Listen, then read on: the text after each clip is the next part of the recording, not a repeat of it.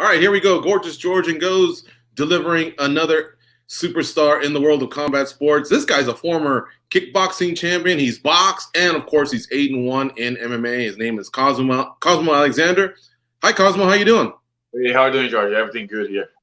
All right, awesome. First of all, I had to check. I go, wait a minute. I know he's Brazilian, but he's on time. Brazilian always like 10 minutes late or something like that. So thank you, man. That was cool. And then you dropped in with an awesome jersey from New Zealand. Love it. Yeah, thanks, man. Yeah, I am always on time. It's just my friends Brazilians, they don't like that, but yeah, I'm a few probably then do everything in time. And yeah, thanks, man. I play rugby too, so I love All Blacks. What was your position in rugby? Flanker, 7. Nice. Okay. Now, is that because, pardon me, I watch it, but I don't know the positions. Are you more on the offensive or defensive? I know you guys kind of do everything, but yes, this 6 and 7 is about like almost everything. I'm like the pit bull in the field. Oh yeah, you're a pit bull, huh? All right. So those are like they do some more of the aggressive tactics, the pit bulls, or what? Yeah, it's something like that. Yeah. It's not just about defense, but yeah, we defense a lot. Okay. What about that one guy that just drops the ball and kicks it? He seems to be pretty valuable. Do you know how to do any of that? It's more the guys from the offensive, like probably the number 10. Yeah, he's more like technical, so he can do that. All right. Yeah. Now, did you play professionally in rugby, or more like the club levels, or how much success did you have in that sport? Yeah, like rugby in Brazil is kind of like small, but I was playing in one of the best teams in the country, so I cannot say like professional because just few guys like make some money doing that, but it's very fun, man. It's like for me, it's the best sport in the world. Wow, interesting. Even ahead of all the combat sports that you're involved in? Yeah. My coach always say like rugby is like a combat, like a collective combat sport, like with everybody. It's really nice. It's like fun. Yeah, I could see that. Okay, how about soccer? Did you ever play soccer, futebol in Brazil? Yes, I was professional until 19 to 20, and then I started like fighting. So I had to choose like, still like playing soccer or just fight. So I stopped at soccer and then just like fighting. You could always go to the English Premier League. That's a pretty physical league. There's a lot of fighting there too. Yeah, that's true. Who's your team in Brazil, and then who's your team in Europe? Everybody has a Europe team as well. Yeah, I like Corinthians. That's my team in Brazil. And normally, who likes Corinthians doesn't like any other team. So I'm Corinthians. If I have to choose some team in Europe, I would go with Barcelona. Fair enough. Those are two great teams. I remember Corinthians because I'm a Manchester United guy, so as goes. I remember that's where we got. Eventually, it was a couple steps, but we got Carlos Tevez. He went from Boca Juniors. I think he went to Corinthians, and then I think he made a stop in West Ham United. And then Manchester United, but I always liked that guy. Yes, he's really good in Brazil. Everybody likes him. Like, of course, from Corinthians, his fans. Yes, we love Tevez. Tevez was good player. All right, hey, this is great that we get to talk about other stuff, but let's get to some of the punching. You re-signed with one championship, and you have an interesting. Your press release was different because it talked about you're going to fight, but you're also an ambassador. That was interesting to me, and I'll share with you in a reason why. But first, talk about why you decided to re-sign with one championship. After my fight with against Sage, we start talking about my contract. So it was a long talk, kind of like long fight. But in the end, now like I talked straight with the Chachi, and I think it was better for me. Like a lot of people like talking about UFC and other shows here in the US. But for me, I see one championship is more like safer for me, It's more safer for my family. Like I'm 38. I don't want to fight until like 43, 44, Like I just want to fight a few more years. And looking this way, like would be is safer for me to stay like in one championship. And what do you mean, as far as like financial security, or you mean level of competition, or do they have a certain rules that you like that you prefer? Financial, because if I made like I made a deal with 6 fights, right? So I know I will fight the 6 fights. So doesn't matter what happened in my last like 5 fights. So if I fight like 5 and for some reason I lose the 5, I will still fighting my 6th fight. You know, any other show in the US, probably you can do it like UFC. If you sign like probably like 4-fight deal, if you lose the first 2, maybe you fight the 3rd, but probably they will cut you, so you not fight your 4. So for me, that's what I think. Like I was thinking. So for me, is safer staying in one championship. Do you know if there was even consideration from the side of returning to Bellator? You were there back under the Bjorn Rebney era, not yeah. This is the Scott Coker era. So Yeah. were there even offers or any dialogue at all with UFC or Bellator? Yeah, I don't know if I can talk about that, but yes, I had like not me, but I heard some conversation with some like a good show here in the US. I don't know if I can say, but probably not. But it was a big show here. But in the end of the day, I think I make like the best thing for me, for my family. Cosmo, you brought up that last fight, and so many people remember it because it was very quick and it was very devastating. And I remember about a month ago, we had Sage Northcutt on our show, and he was taking us through his recovery and everything that he's gone through. And I was curious, did you ever get a chance to speak to him after the fight, or even after the hospital or anything? Can you share maybe what you talked to him about? Yes, I messaged him, I think, one day after the fight or 2 days after the fight, when I heard he was like, he had to make some surgery and was bad. So I messaged him on Instagram saying like, I'm sorry, like, it's just like an accident, like, of course I don't want to like hurt nobody like that. Even if we are fighting, I just want to do my job and go to my house, So I explained to him, I said sorry, blah blah blah. He was like busy with so many messages, but he answered me like after 1 week. And he was nice with me, like he's like, man, that just happened, And but after that, I didn't talk to him anymore. Do you remember in your career, whether it was MMA or Muay Thai, a moment that maybe not as bad, but something similar where you felt bad and down, and how did you build yourself back up from that? When I was fighting in Thailand for the It's Showtime reality show, my last fight there was against a French guy.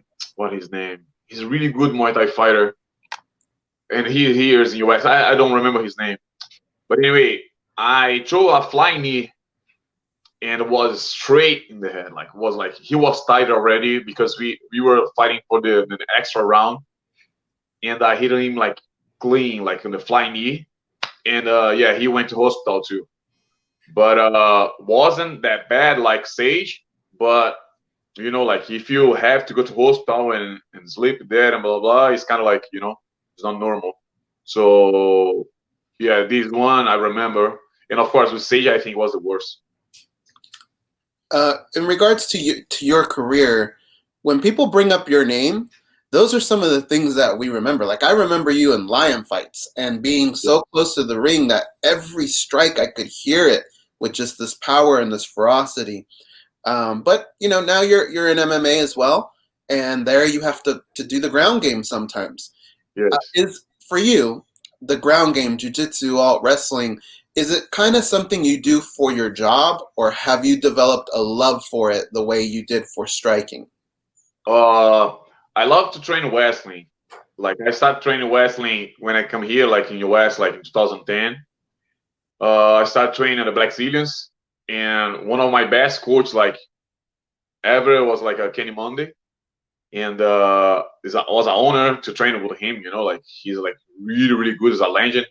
So I don't know. I just love to train wrestling. I like training with gi, jiu-jitsu. I don't like to train with no gi. I don't know why, but I have to do because the fights. But wrestling, yes, I really like to train wrestling. Kenny Monday, man, that's an Olympic caliber wrestler there. One of the best ever for the United States. You must have learned a lot from him. Not only just wrestling technique, but mental capacity. You know. Yes, I always remember when I was tired, he always like screamed, "Cosmo, no emotion, no emotion." So like, don't show you were tired.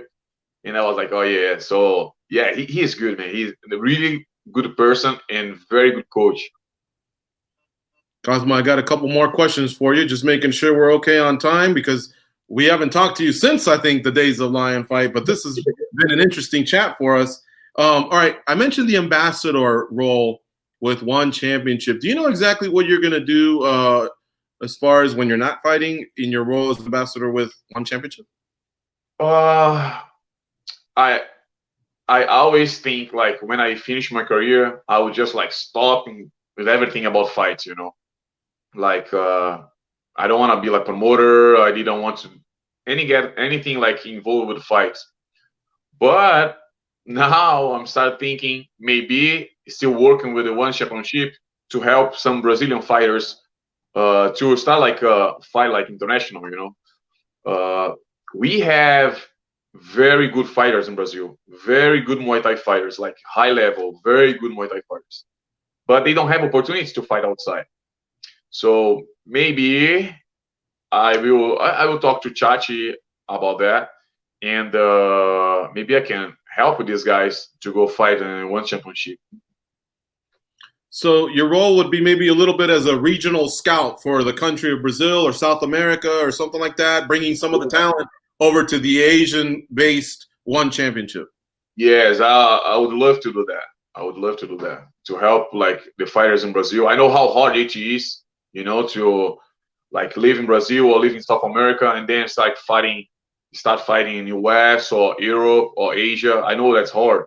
So I would like to help them. I think you would do really good at that because you have not only a lot of combat sports experience, you have sports experience. We just talked a little bit about soccer and rugby, you know what I mean? So you've also lived abroad, lived in the United States, so you're a worldly guy that's kind of seen a little bit of everything. And the reason I wanted to bring up the ambassador was because Fabricio Verdum, fellow countryman to you, he just fought what appears to be his last fight on his UFC contract. So we were talking on some of our different video franchises. Well, what should he do next? And I was saying, man, that guy oozes charisma. I feel like he would be a good ambassador for the UFC in South America. He used to live in Spain, so maybe in Spain, maybe in Europe. He lived in Croatia with Crow Cop. He lived in Spain for a few years. He just seemed like he had that type of worldly experience where he could maybe have that type of a role, you know? Now, I don't know what he's going to eventually do. Maybe he'll go to Bellator. Who knows? But I think ambassador roles would be really, really good for some of the fighters that eventually retire, especially the ones that have that kind of experience. Yeah, that's true. That's true. And Verdun is a different guy. He's funny. He talks good, you know? Yeah, it would be good. But I'm telling you, like, I hope he goes fight one championship. Would be nice to see him there. Yeah, perhaps that's an option for him. That's for sure. The only thing he said was, I want to fight Fedor again, which I don't know why, because he beat Fedor. But that's what he said. Maybe there's, good money there. I don't know. But also, in one championship, are you going to be part of their kickboxing, or is this just an MMA contract? No, I fight everything. Muay Thai, kickboxing, MMA, boxing, everything what they call me, I will fight. Now, obviously, you come off, you're very well dressed, and you're coming off like a true combat sports professional. I've never really known you to smack talk, but you just told us that story about the flying knee, and then, of course, there's the incident with Sage.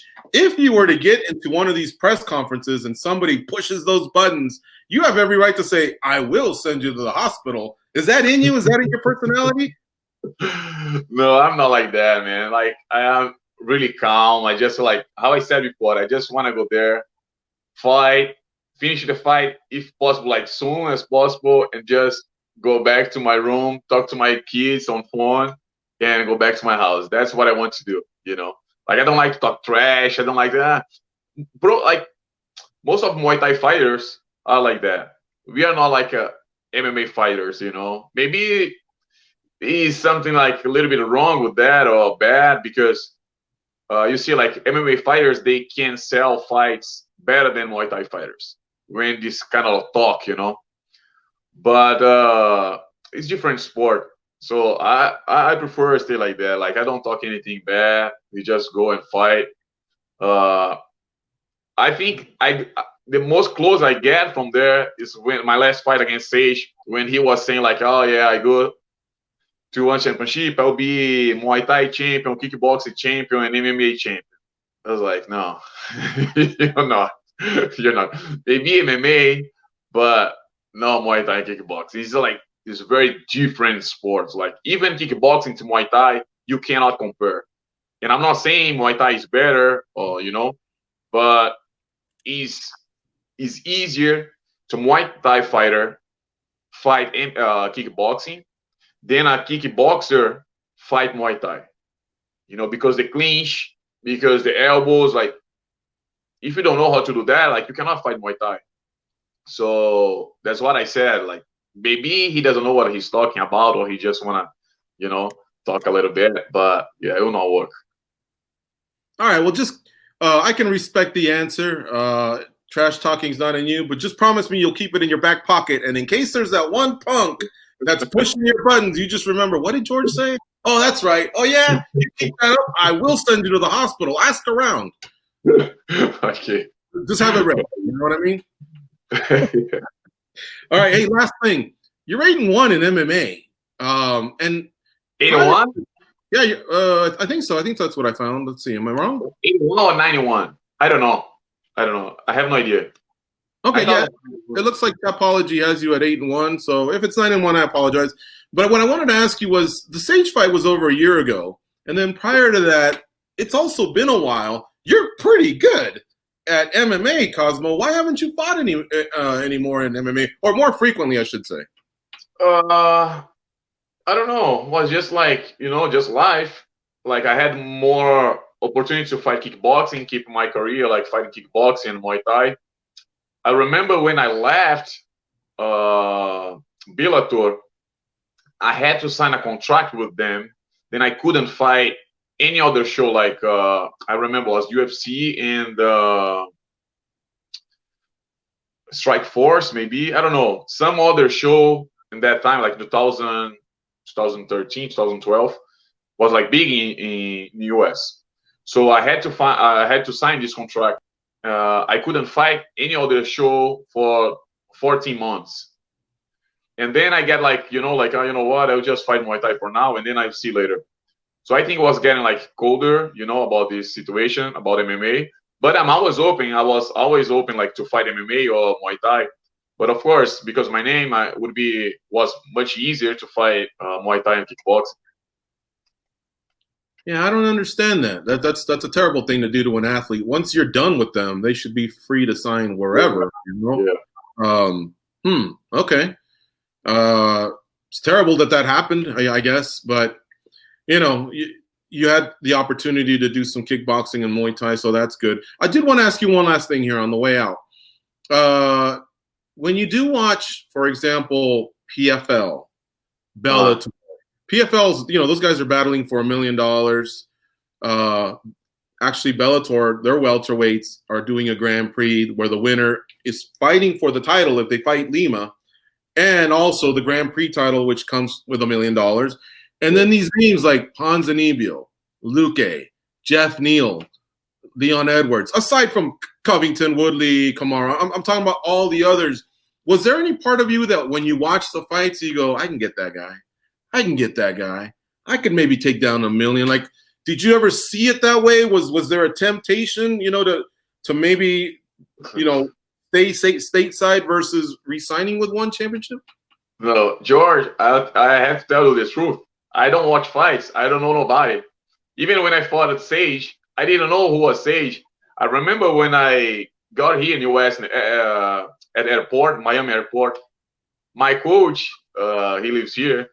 He was picking me up. He said, "Oh, who you fight?"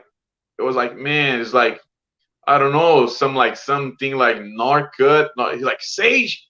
Yeah, you know him. He's like, of course, everybody knows him. Man, I don't watch any fight, like MMA fights. I don't know nobody. I just watch like few Muay Thai fights. Few like, I like to watch boxing. I really like to watch boxing, but I don't like. I don't watch MMA at all. So I don't know who is fighting there. I just watch the guys who I train.